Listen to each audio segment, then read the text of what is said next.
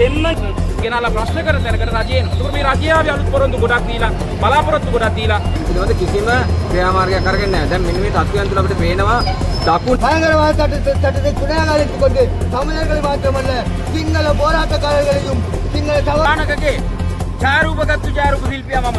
එතන රනිල්ලගේ පටලන්ද වදකාකාරයේ ඉඳන් ඒ ටැන් වලට ගිහිල්ලා පොට எங்களுக்கு நீதி வேண்டும் என்ற கோரிக்கைகளை முதன்மையாக முன்வைப்பதோடு பயங்கரவாத தடை சட்டத்தை ரத்து செய்வதுடன் எங்கே எங்கே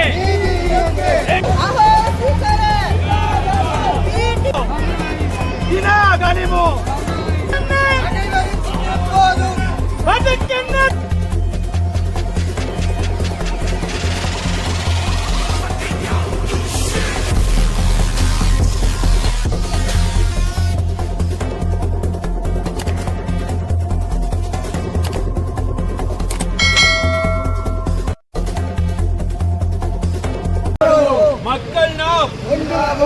மக்கள் நாம் பறித்தெடுத்த எங்கள் நீதியை காலம் கழித்து தோண்டப்பட்ட செம்மணிக்கு காலம் கழித்து தோண்டப்பட்ட செம்மணிக்கு காலம் கழித்து தோண்டப்பட்ட செம்மணிக்கு ஏமாறாதே உண்மையை சொல் ஏமாறாதே உண்மையை சொல் ஏமாற்றாதே உண்மையை சொல் எங்கே எங்கே எங்கே எங்கே எங்கே எங்கே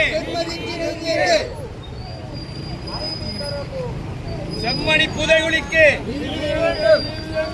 செம்மணி புதைகுழிக்கு செம்மணி புதைகுழிக்கு காணவில்லை காணவில்லை காணவில்லை காணவில்லை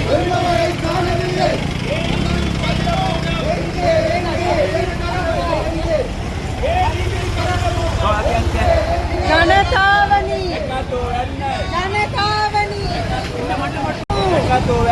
අහිමි කරපු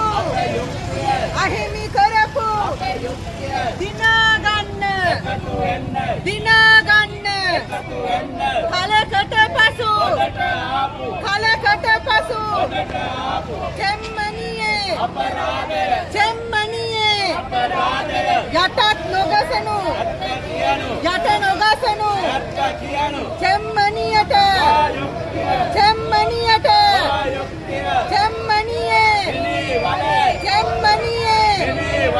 හිටියේ කවුද මහ පොළවට කාගේ කැල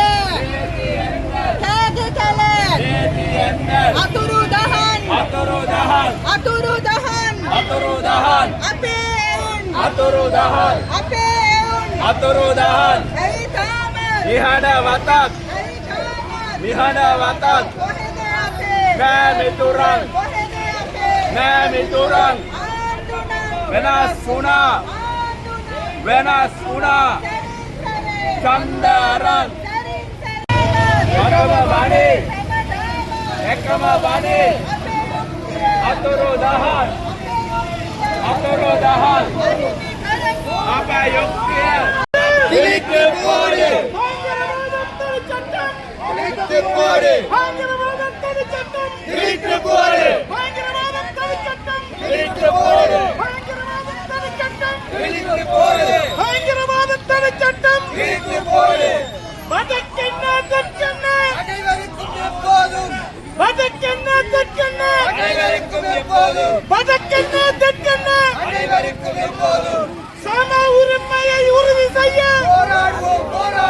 சம உரிமையை உறுதி செய்ய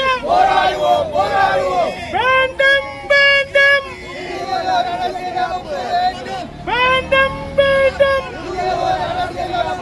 தேசிய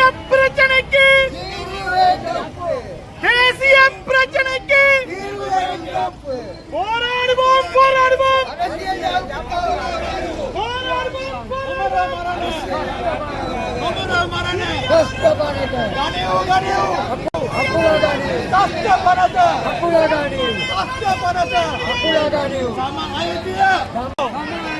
දිනාගනිමු ජාතික ජන එකතු කරන එකතු කරන සටන් වදිමු දිනා ගනිමු උතුරු දකුණු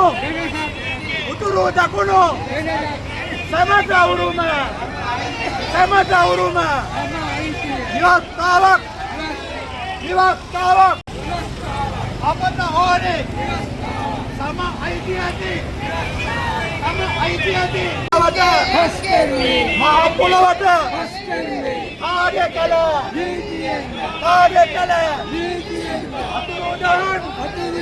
අතුරුදහන්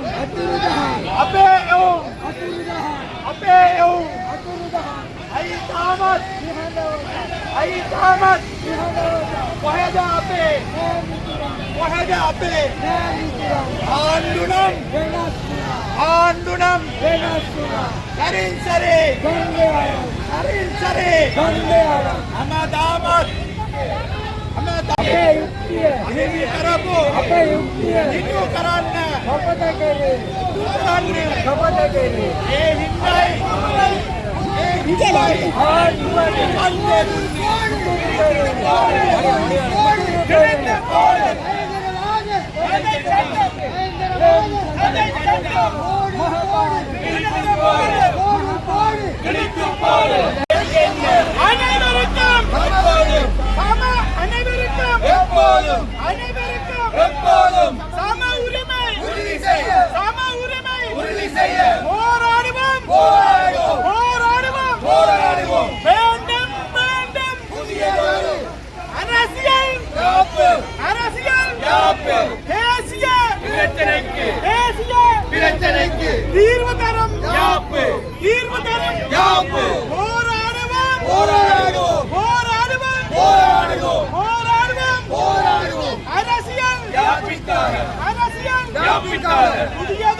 புதியதொரு அரசியல் செம்மறி மன்னர் புதைகுழியை அஹோசிகர PTA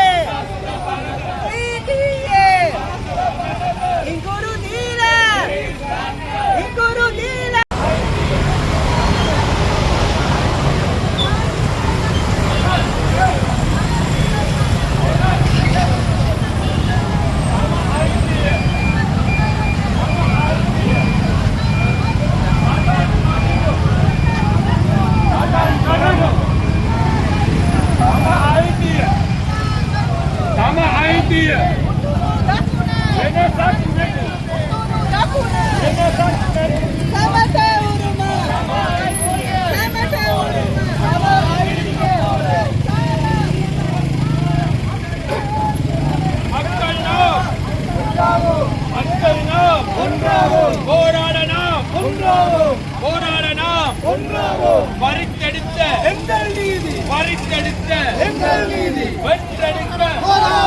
வென்றெடுக்க காலம் கழித்து செம்மணிக்கு ஏமாற்றாதே செம்மணிக்கு எங்கே செம்மணிக்கு செம்மணி எங்கே காணவில்லை எம்மவரை ஏன் இன்னும் எங்கே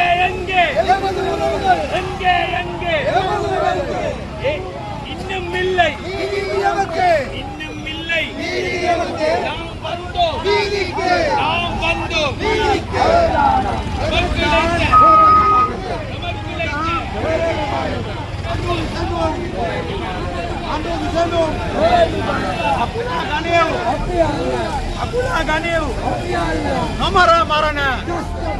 nomor marana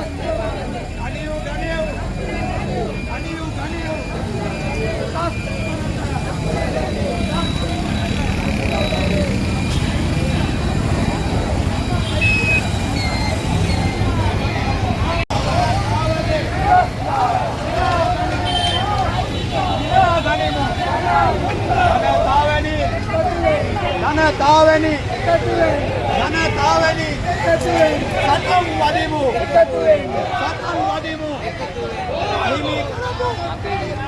අහිමි කරපු විනා ගන්න එකතු වෙන්න විනා ගන්න එකතු වෙන්න අලකටපතෝ ගොඩගාව ගොඩගාව ජෙන්නිනි අපරාධ ජෙන්නිනි අපරාධ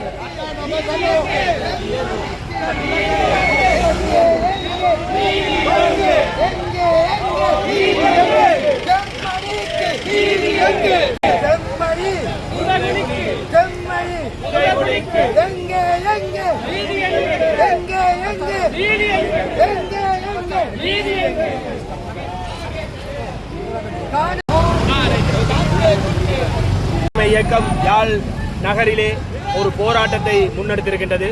இந்த போராட்டத்தினுடைய முக்கிய பிரதான கோரிக்கையாக இருக்கக்கூடிய செம்மணி புதைகுழியை மீண்டும் புதைக்காதே அல்லது மறைக்காதே, எங்களுக்கு நீதி வேண்டும் என்ற கோரிக்கைகளை முதன்மையாக முன்வைப்பதோடு பயங்கரவாத தடை சட்டத்தை ரத்து செய்வதுடன் புதிய அரசியல் அமைப்பினூடாக ஒற்றையாட்சிக்கு முற்றுப்புள்ளி வைத்து அனைவருக்குமான சம உரிமையை உறுதி செய்வதற்கான ஒரு புதிய அரசியல் யாப்பினை உறுதி செய்ய வேண்டும் என்ற கோரிக்கைகளை நாங்கள் இங்கு முன்வைத்திருக்கின்றோம். பிரதானமான முக்கியமான விடயமாக செம்மணி புதைகுழி தொடர்பாக நாங்கள் முன்வைக்கின்ற கோரிக்கை என்னவென்றால், இன்று 200க்கும் மேற்பட்ட எண்புக்கூடுகள் அங்கு கண்டெடுக்கப்பட்டு விட்டன. இதற்கு பின்னும் எந்த ஒரு முயற்சியும் இல்லாமல், எந்த ஒரு விசாரணையும் இல்லாமல் இது அமைதியாக செல்வது அவ்வளவு நல்லதல்ல. ஏனென்றால் ஏற்கனவே இப்படியான புதைகுழிகள் தோண்டப்பட்டு பின்னர் அதற்கான எந்தவித நீதி விசாரணையும் இடம்பெறாமல் மறைக்கப்பட்டிருக்கின்றது. இந்த அரசாங்கமும் எந்த ஒரு முயற்சியையும் செய்யாத ஒரு நிலையை நாங்கள் அவதானித்துக் கொண்டிருக்கிறோம். குறிப்பாக சொல்ல போனால் செம்மணி தொடர்பாக ஏற்கனவே சோமரத்ன ராஜபக்ச தெரிவித்த அத்தனை சாட்சியங்களும் இன்று உண்மையாகி இருக்கின்றது. எண்புக்கூடுகள் தொடர்ச்சியாக கண்டுபிடிக்கப்பட்டிருக்கின்றது. அது மட்டுமல்லாது இன்று சோமரத்ன ராஜபக்ச 2 கடிதங்களினூடாக தான் மேலும் சாட்சி வழங்குவதற்கு தயாராக இருப்பதாகவும், செம்மணி புதைகுழியிலே புதைக்கப்பட்டவர்கள் எப்படி கொல்லப்பட்டார்கள், யாரால் கொல்லப்பட்டார்கள், அவர்களை கொலை செய்தவர்கள் இன்றும் ஆட்சியிலே இருக்கக்கூடிய இராணுவ கட்டமைப்பில் பதவிகளை வகித்துக் கொண்டிருப்பதாக அவர் தனது கடிதத்தில் குறிப்பிட்டிருக்கின்றார். இது வழமை போல் தமிழ் மக்கள் சொல்கின்ற குற்றச்சாட்டு அல்ல.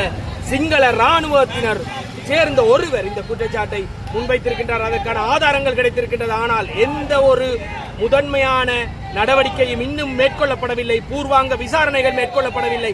எனவே இதனை மறைப்பதற்கான அத்தனை சதிகளும் பின்னப்பட்டுக் கொண்டிருக்கின்றது என்பதை நாங்கள் நன்கு அவதானித்துக் கொண்டிருக்கிறோம். குறிப்பாக சொல்ல போனால் காணாமல் ஆக்கப்பட்டவருக்கு நீதி வேண்டும். வலிந்து காணாமல் ஆக்கப்பட்டவருக்கு என்ன நடந்தது என்பதை நாங்கள் அறிய வேண்டும். அவர்களை அப்படி செய்தவர்களை சட்டத்தின் முன் நிறுத்த வேண்டும் என்று தொடர்ச்சியாக தாய்மார் போராடி வருகின்றார்கள். ஆனால் இந்த போராட்டத்துக்கு என்ன பதில் கிடைத்திருக்கின்றது இன்று நீங்கள் அவதானித்து பார்த்தால் உங்களுக்கு தெரியும். தென்னிலங்கையிலே கடற்படையைச் சேர்ந்த ஒருவர், ஒரு முதன்மையானவர் கைது செய்யப்பட்டிருக்கின்றார். ஒரு சிங்களவரின் கடத்தல் தொடர்பாக, தமிழ் மக்களின் கடத்தல் தொடர்பாக கைது செய்யப்பட்டிருக்கக்கூடிய ஒரே ஒருவர் பிள்ளையான் மாத்திரமே. எனவே சிங்கள பேரினவாதத்திற்கு பயந்து, சிங்கள இனவாதத்திற்கு பயந்து அவர்களை கைது செய்யாமல், அல்லது இந்த ராணுவ வெற்றி என்பதற்கு பயந்து அதன் பின்னால் மறைந்துதான் இந்த அரசாங்கம் செயற்பட்டுக் கொண்டிருப்பதை எங்களால் தெளிவாக உணர முடிகின்றது. எனவே சிங்கள பேரினவாதத்தை கௌரவப்படுத்துவதற்கு அல்லது அவர்களை சமாளிப்பதற்கான முயற்சியை இந்த அரசு செய்யக்கூடாது.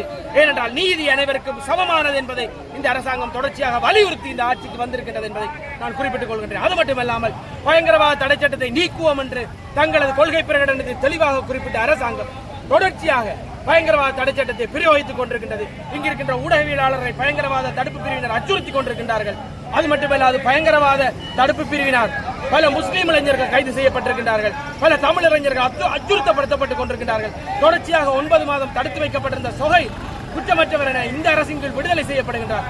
மீண்டும் அதே பழைய யுகத்திலே பயங்கரவாத தடை சட்டம் அத்துமீறுகின்றது, அவர்களது மக்களது உரிமையை விழுங்குகின்றது என்பதை நாங்கள் தொடர்ச்சியாக வலியுறுத்திக் கொண்டிருக்கின்றோம். அதேபோல் மிக நீண்ட காலமாக இருக்கக்கூடிய தேசிய இனப்பிரச்சனைக்கு தீர்வு என்ன என்பதை நாங்கள் கேட்டுக்கொண்டிருக்கின்றோம். அரசியல் அமைப்பிலே பாரிய மாற்றங்களை கொண்டுவருவதாக சொன்ன அரசு இன்னும் அதே பழைய அரசியல் அமைப்பிலே இயங்கிக் கொண்டிருக்கின்றது. ஒற்றை ஆட்சியின் கீழ் இருக்கக்கூடிய சிக்கல்களை நிவர்த்தி செய்து ஒவ்வொருவருக்கும் உரிமையை, அவர்களது வாழ்வுரிமையை, அவர்களது சம உரிமையை உறுதி செய்யக்கூடிய ஒரு அரசியல் யாப்பை இவர்கள் முன்வைக்க வேண்டும் என்பதையும் நாங்கள் இந்த போராட்டத்தினூடாக தெரிவித்துக் கொள்கின்றோம். தொடர்ச்சியாக மக்கள் வீதிக்கு வந்து கேட்கக்கூடிய நிலையில் தான் இந்த அரசாங்கத்தினுடைய கடந்த 1 வருட கால செயற்பாடுகள் உரிமை தொடர்பாகவும் ஏனைய தேசிய இனங்களினுடைய நிலைப்பாடுகள் தொடர்பாகவும் அமைந்திருக்கின்றது என்பது மிகவும் வெட்கக்கேடான ஒரு விடயம். குறிப்பாக பயங்கரவாத தடை சட்டம், நீதி கேட்கின்ற பொறிமுறையிலே அரசாங்கம் எந்த ஒரு முன்னேற்றத்தையும் அடையாத சூழ்நிலையை நாங்கள் பார்த்துக் கொண்டிருக்கின்றோம். ஆனால் ஒரு பொழுதும் நாங்கள் இதனை பார்த்து மௌனமாக கடந்து விட மாட்டோம். நீங்கள் புதைத்தவர்கள் அப்படியே புதையுண்டு இறந்து விட்டார்கள் என்று நினைக்க வேண்டாம். நீதி கேட்பதற்கு அந்த புதைத்ததில் இருந்து விதையாக விருட்சமாக எழுந்து வருவார்கள் என்பதற்கு நாங்கள் உதாரணமாக இருக்கின்றோம். எனவே போராட்டங்கள் தொடரும், மக்கள் நீதி கேட்பார்கள். இன்று இங்கு எங்களுடைய பல சிங்கள சகோதரர்கள் வந்திருக்கின்றார்கள். எங்களோடு இயங்குகின்ற சிங்கள சகோதரர்கள் வந்து இந்த செம்மணிக்காக நீதி கேட்டுக் கொண்டிருக்கின்றார்கள். எனவே இது அனைவருக்குமான ஒரு போராட்டம்.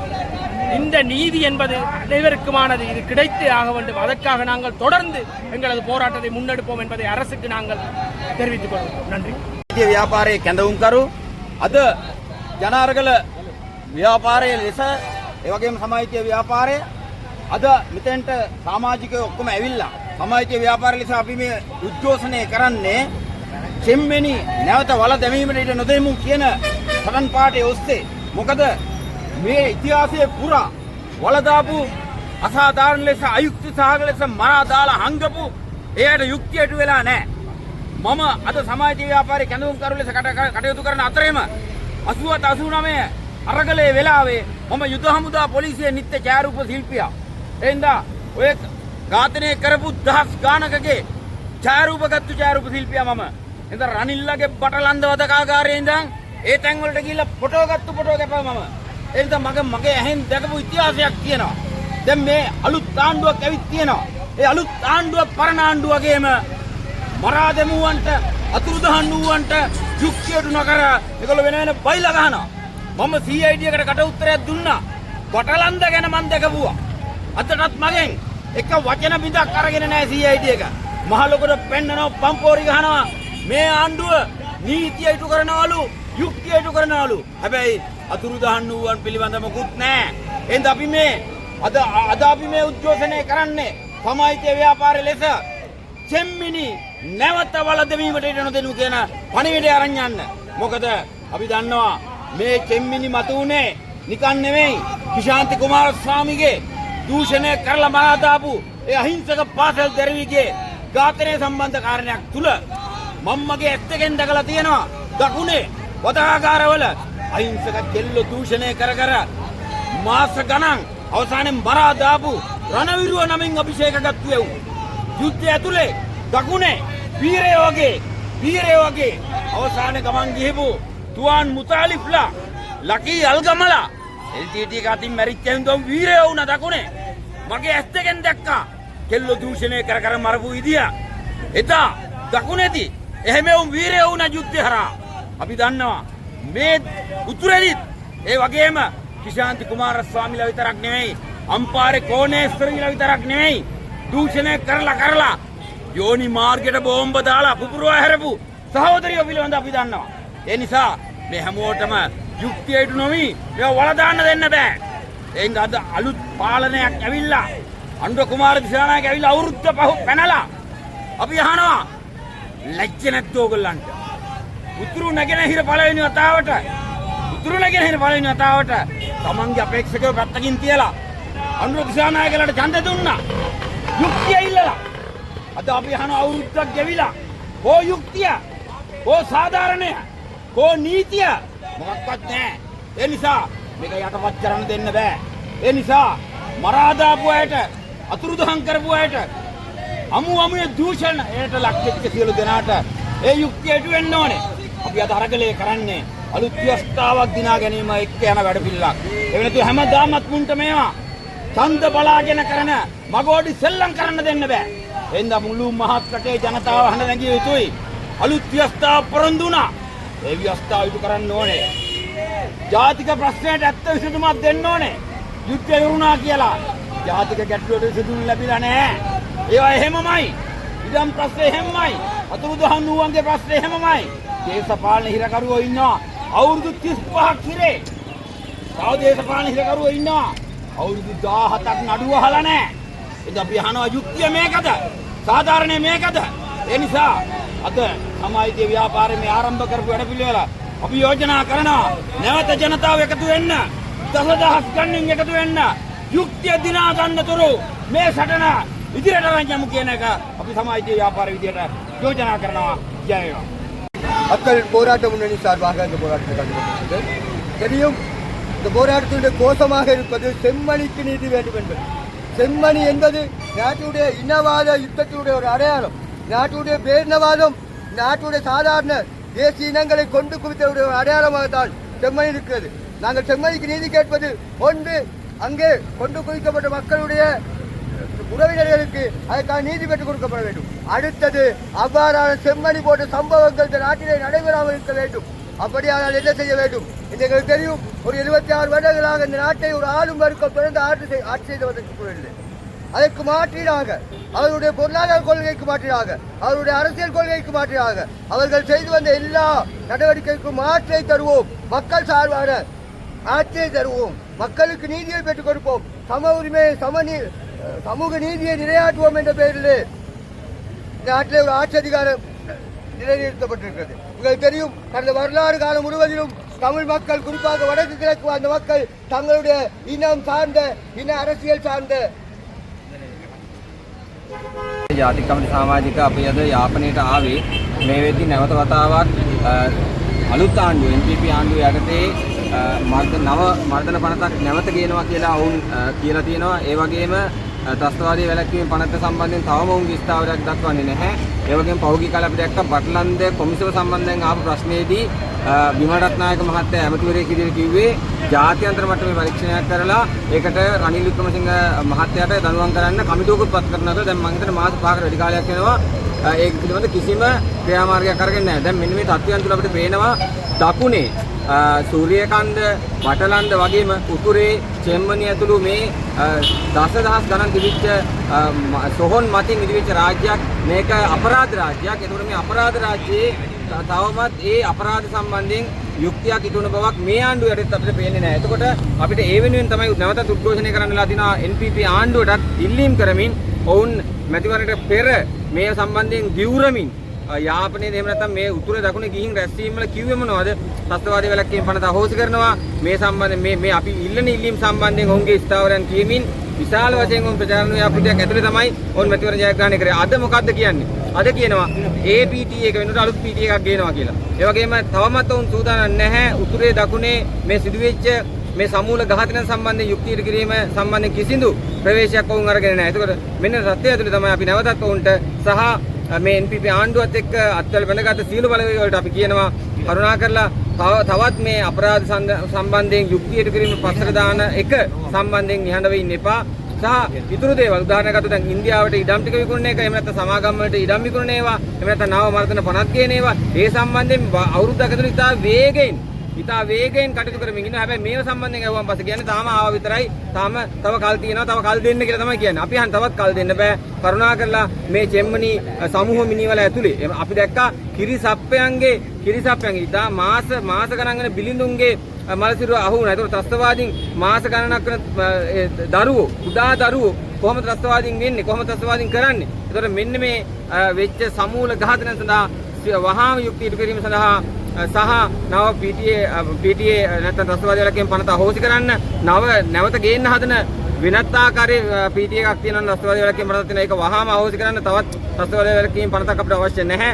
මේ වෙනුවෙන් මැදිහත් වෙන්න ආණ්ඩුවේ ඇස්කම් අරවීම සඳහා සමාජීය ව්‍යාපාර විදිහට අපි මැදිහත් වීම කරනවා. අපි මෙතනින් එහාට බලාපොරොත්තු වෙන මේ උද්ඝෝෂණය එහෙම නැත්නම් මේ ඉල්ලීම මේ බලපෑම රට පුරාම අරගෙන යන්න. බොහොම ස්තුතියි.